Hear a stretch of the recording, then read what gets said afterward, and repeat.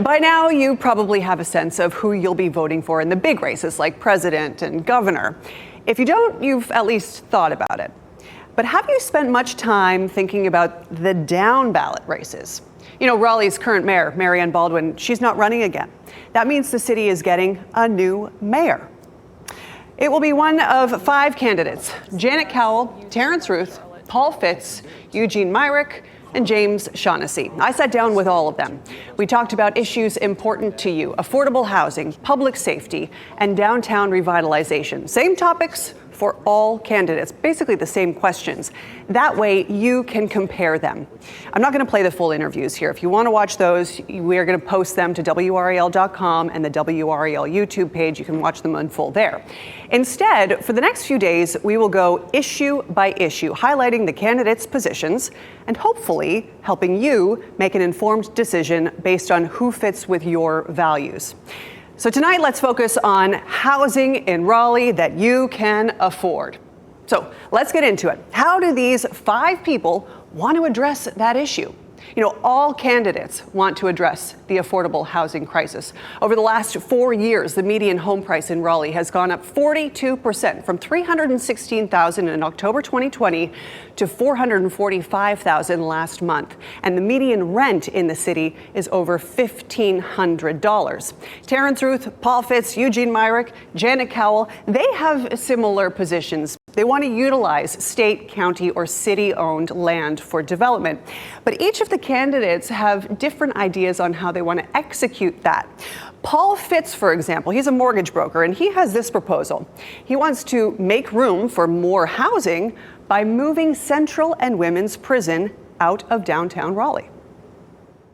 Why they left 2 prisons in the most expensive real estate in the entire state just boggles my mind.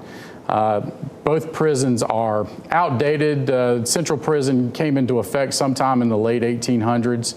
I believe both facilities could easily be removed and allowing housing to take place in those areas. Janet Cowell, she is the former state treasurer, and she takes a finance-focused approach. For example, she wants to use a strategy. It's called tax increment financing. I know it's a fancy word, but here's a really simplified explainer. Essentially, the government and the public come together, they make an investment. Then the short-term gains on that investment go towards subsidies, which help pay for affordable housing. That's a tool that Raleigh has not used much, and I would love to see us use it like Charlotte, Durham, and other cities have.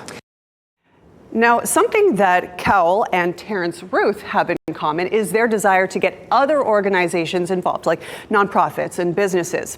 But Ruth, who is an NC State assistant professor, was the only one to bring up collaborating with faith-based communities. And I've been working with the faith community to really rethink their property and land as well with the county.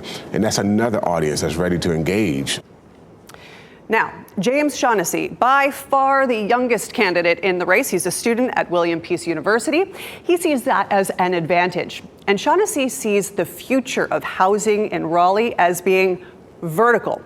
No more single-family homes. He wants mixed-use condo buildings only. As well as like having that retail space on the first floor as part of mixed use, you get a strong tax base from sales tax, and it offers more mobility or less mobility for cars. All right, lastly, Eugene Myrick. He was one of the people who tried to block the city from rezoning Shaw University. That was a failed attempt. Myrick thinks the requirements to qualify for affordable housing are really out of touch with reality. You know, right now, your income would have to be at least 80% below the area median income. So for a family of 4, that's $97,800. Myrick wants affordable housing to be based on an individual's income, not a math equation from a federal agency. Like, let's get the income of those folks that live there now to ensure that before they're moved out, they have a place to live. His point is there needs to be more flexibility with what the city deems affordable. All right, so this is just one topic that we have covered in our conversations. Next up, we go over public safety, things like police funding, security measures. That is tomorrow night, right here on WRAL News at 7. And again, the full interviews and much more information to educate yourself before you hit the ballot will be available on WRAL.com.